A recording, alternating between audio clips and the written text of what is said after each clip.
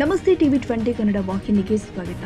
ವಿಜಯನಗರ ಜಿಲ್ಲೆಯ ಹೊಸಪೇಟೆ ತಾಲೂಕಿನಲ್ಲಿ ಪೆಹಲ್ಗಾಂನಲ್ಲಿ ಹಿಂದೂಗಳ ಮೇಲೆ ನಡೆದ ನರಮೇಧ ಖಂಡಿಸಿ ವಿಶ್ವ ಹಿಂದೂ ಪರಿಷತ್ನಿಂದ ಪ್ರತಿಭಟನೆ ಮೂಲಕ ಆಕ್ರೋಶ ವ್ಯಕ್ತವಾಗಿದೆ. ನಗರದ ಗಾಳಿ ಆಂಜನೇಯ ದೇವಸ್ಥಾನದಲ್ಲಿ ಬಳಿ ಜಮಾವಣೆಗೊಂಡಿದ್ದ ಹಿಂದೂ ಪರ ಸಂಘಟಕರು ಭಯೋತ್ಪಾದಕರು ನಡೆಸಿದ ದಾಳಿಯನ್ನ ಖಂಡಿಸಿದ್ರು. ಇದೇ ವೇಳೆ ಮಾತನಾಡಿದ ವಿಶ್ವ ಹಿಂದೂ ಪರಿಷತ್ನ ಸದಸ್ಯರು ಕಾಶ್ಮೀರದಲ್ಲಿ ನಡೆದ ಉಗ್ರವಾದ ನಾಗರಿಕ ಸಮಾಜ ತಲೆ ತಗ್ಗಿಸುವ ಕೆಲಸವಾಗಿದೆ. ಪ್ರಧಾನಿ ಮೋದಿ ಅವರು ಹಲವು ರಾಜತಾಂತ್ರಿಕ ಕ್ರಮ ಕೈಗೊಂಡಿದ್ದಾರೆ.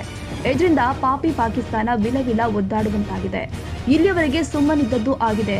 ಇನ್ಮೇಲೆ ನಾವು ಆ ಜಾತಿ ಈ ಜಾತಿ ಅನ್ನೋದನ್ನ ಬಿಟ್ಟು ನಾವೆಲ್ಲರೂ ಕೂಡ ಹಿಂದೂಗಳು ಅನ್ನೋ ಭಾವನೆ ಬೆಳೆಸಿಕೊಳ್ಳಿ ಅಂತ ವಿಶ್ವ ಹಿಂದೂ ಪರಿಷತ್ತಿನ ಸದಸ್ಯರು ಹಿಂದೂ ಸಮಾಜಕ್ಕೆ ಕರೆ ಕೊಟ್ಟಿದ್ದಾರೆ. ವಿಜಯನಗರ ಜಿಲ್ಲೆ ಇವರಿಗೆ ಮಾನ್ಯ ಜಿಲ್ಲಾಧಿಕಾರಿ ಕಾರ್ಯಾಲಯ ಹೊಸಪೇಟೆ ವಿಷಯ ಪಶ್ಚಿಮ ಬಂಗಾಳ ರಾಜ್ಯದಲ್ಲಿ ಹಿಂದೂಗಳ ಮೇಲೆ ನಡೆಯುವ ದೌರ್ಜನ್ಯವನ್ನು ತಡೆಯಬೇಕು, ಹಿಂದೂಗಳ ಮಠ ಮಂದಿರ ಆಸ್ತಿಗಳನ್ನು ರಕ್ಷಿಸಲು ಒತ್ತಾಯಿಸಿ ಮತ್ತು ಜಮ್ಮು ಕಾಶ್ಮೀರದ ಪಹಲ್ಗಾಂನಲ್ಲಿ ಉಗ್ರಗಾಮಿಗಳಿಂದ ಹಿಂದೂಗಳ ಹತ್ಯಾಕಾಂಡ ಖಂಡಿಸಿ ಹಾಗೂ ಉಗ್ರರನ್ನು ಸದೆಬಡಿಯಲು ಆಗ್ರಹಿಸಿ ಪತ್ರ.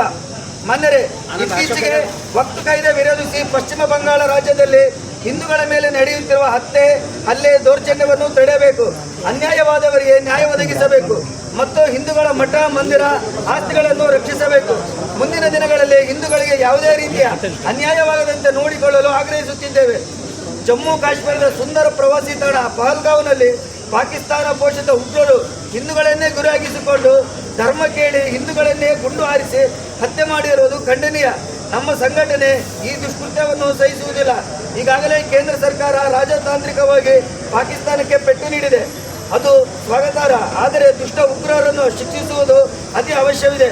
ಉಗ್ರರಿಗೆ ತಕ್ಕ ಶಿಕ್ಷೆ ನೀಡದಿದ್ದಲ್ಲಿ ಮತ್ತೆ ಈ ತರಹದ ಘಟನೆಗಳು ಸಂಭವಿಸಲಿದೆ.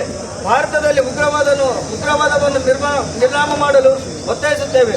ವಿಜಯನಗರ ಜಿಲ್ಲೆಯಲ್ಲಿ ಅನಧಿಕೃತ ಕಸಾಯಿಖಾನೆಗಳು ಕಾರ್ಯನಿರ್ವಹಿಸುತ್ತಿವೆ, ಗೋವುಗಳು ಕಳ್ಳ ಸಾಗಾಣಿಕೆ ನಡೆಯುತ್ತಿದೆ ಮತ್ತು ಗೋಮಾಂಸ ಖಾದ್ಯ ನಂಬರ್ 10 ಬಿರಿಯಾನಿ ದೊರೆಯುತ್ತದೆ ಎಂದು ನಾಮಫಲಕವಿಟ್ಟು ರಾಜಾರೋಷವಾಗಿ ಅನಧಿಕೃತ ವ್ಯಾಪಾರ ನಡೆಸುತ್ತಿದ್ದಾರೆ.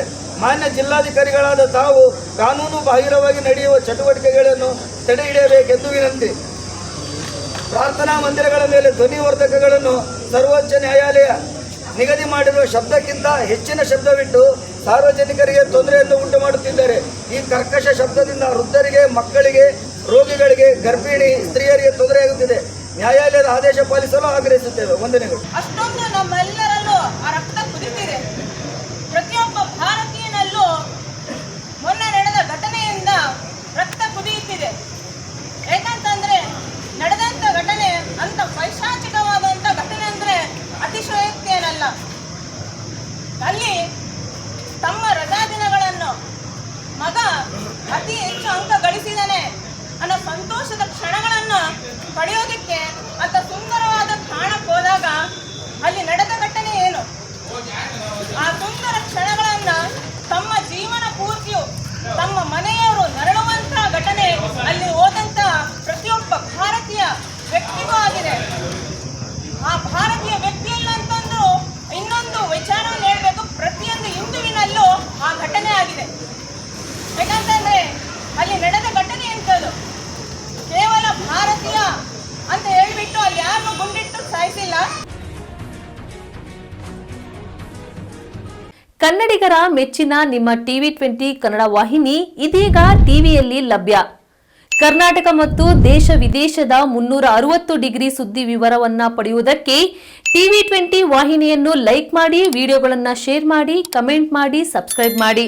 HCN ಕೇಬಲ್ 842 ನಂಬರ್ನಲ್ಲಿ ಹುಕ್ಕೇರಿ ತಾಲೂಕು ಹಾಗೂ ಸಂಕೇಶ್ವರದ ಸುತ್ತಮುತ್ತಲಿನ ಹಳ್ಳಿಗಳಲ್ಲಿ ಲಭ್ಯ. PCN ಕೇಬಲ್ 129 ನಂಬರ್ನಲ್ಲಿ ಹಾರುಗೆರೆ ಸುತ್ತಮುತ್ತಲಿನ ಹಳ್ಳಿಗಳಲ್ಲಿ ಲಭ್ಯ. ರಾಯಬಾಗ್ ಡಿಜಿಟಲ್ ಚಾನೆಲ್ ಕೇಬಲ್ 80ನೇ ನಂಬರ್ನಲ್ಲಿ ರಾಯಬಾಗ ತಾಲೂಕಿನ ಸುತ್ತಮುತ್ತಲಿನ ಹಳ್ಳಿಗಳಲ್ಲಿ ಲಭ್ಯ. UDCN ಕೇಬಲ್ ನೆಟ್ವರ್ಕ್ ಉಗಾರ ಸುತ್ತಮುತ್ತಲಿನ ಹಳ್ಳಿಗಳಲ್ಲಿ ನಿಮ್ಮ ಟಿವಿ 20 ಕನ್ನಡ ವಾಹಿನಿಯೂ ಲಭ್ಯ.